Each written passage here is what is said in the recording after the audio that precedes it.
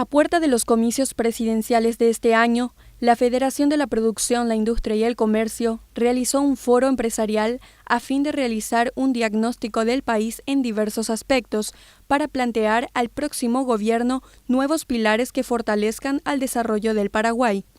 El sector empresarial quiere arrimar una agenda a los futuros gobernantes de manera que estas consideraciones que vamos a hacer también sean consideradas, valga la redundancia, en sus futuros planes y proyectos. El foro presentó una breve reflexión sobre la economía, la política y lo social en el país, con una perspectiva de corto y mediano plazo en 3 mesas temáticas, que tras una breve presentación por parte de los coordinadores, realizaron recomendaciones que posteriormente plantearán a las autoridades electas y a la ciudadanía. Bueno, esto es el resultado de una serie de reuniones que se vienen manteniendo desde el mes de septiembre más o menos, y donde se recopilaron varios temas que la gente consideró importantes y que son los temas que podrían generar transformaciones a partir de ahora. Entonces, hay como un recuento de cuáles son los temas centrales que han venido pasando en Paraguay en los últimos años, y a eso se le suma algunas propuestas de políticas públicas en áreas muy específicas, en vivienda, en obra pública y otros temas, ¿no? Yo creo que Paraguay está bien en el área de estabilidad económica. Tenemos instituciones sólidas por el lado del Banco Central, por el lado del Ministerio de Hacienda. Creo que habría que profundizar temas como podrían ser, por ejemplo, el caso de las asociaciones público-privadas, la inversión de capital privado en obra pública. Por otro lado, creo que va a ser interesante definir también cómo generar una situación superavitaria en términos fiscales en el futuro, y me parece que también es el momento tal vez de darle una vuelta más a la ley de responsabilidad fiscal para garantizar esa cobertura que se tiene que tener en ese ámbito. La Mesa de Estabilidad Política, Institucional y Seguridad Jurídica estuvo a cargo del presidente del Club de Ejecutivos y se centró en plantear la necesidad de un acuerdo político y ciudadano para una eventual reforma constitucional. Nosotros seguimos necesitando crecer incluso a tasas más altas, pero solamente va a ser posible si somos capaces como sociedad de avanzar sobre ciertas reformas más estructurales. Entonces analizamos hoy cuáles son esas reformas estructurales y cuál debe ser el rol del sector privado en función a eso. Por ejemplo, la reforma previsional. Si nosotros queremos aumentar nuestro nivel de ahorro interno, que es una condición muy importante para después poder invertir más, lo cual a su vez genera más crecimiento, tenemos que hacer una reforma del sistema previsional. Hoy apenas un 23% de las personas que están ocupadas aportan al sistema previsional. 23 solamente. Bueno, entonces, ¿qué implica eso? Analizamos un poco eso. La reforma educativa.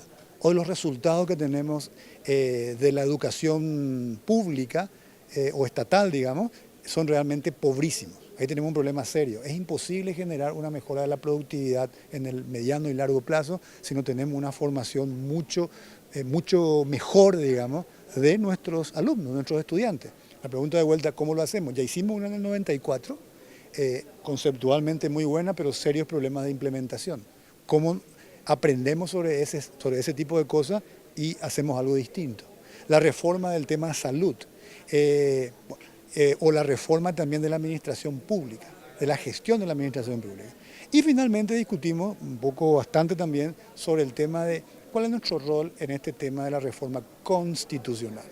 El tema está instalado, los principales candidatos plantean la necesidad de una reforma, entonces el sector privado lo que dice es, bueno, perfecto, pero tenemos que estar preparados. Realmente tenemos que, antes de que eso ocurra, entender muy bien qué es lo que vamos a cambiar, cuáles son algunos consensos mínimos que podemos plantear a la sociedad paraguaya, los políticos, el sector empresarial, la ciudadanía en general, sobre los temas que son claves cambiar y por qué vamos a cambiarlo y de qué manera vamos a cambiarlo, de manera que cuando nos llegue esa posibilidad concreta de la reforma constitucional, la gran mayoría del sector privado dice que eso se viene de todas maneras y que hay que hacerlo, pero hay que hacerlo bien, estemos preparados. Entonces acá el mensaje principal es: hay que estar preparados, no podés reaccionar solamente ya cuando eso se forme o se llama una constituyente. El tercer y último punto analizado en el foro fue sobre cómo conseguir mayores niveles de seguridad física para toda la población.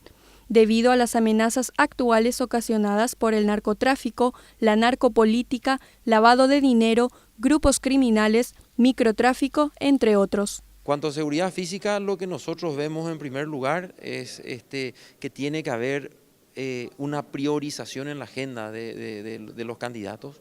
No vemos que sea una prioridad la seguridad en la agenda de los candidatos, ¿verdad? Y también queremos que luego de que llegue, sea quien llegue, luego a través de las urnas, se preocupe porque la seguridad sea la prioridad número uno.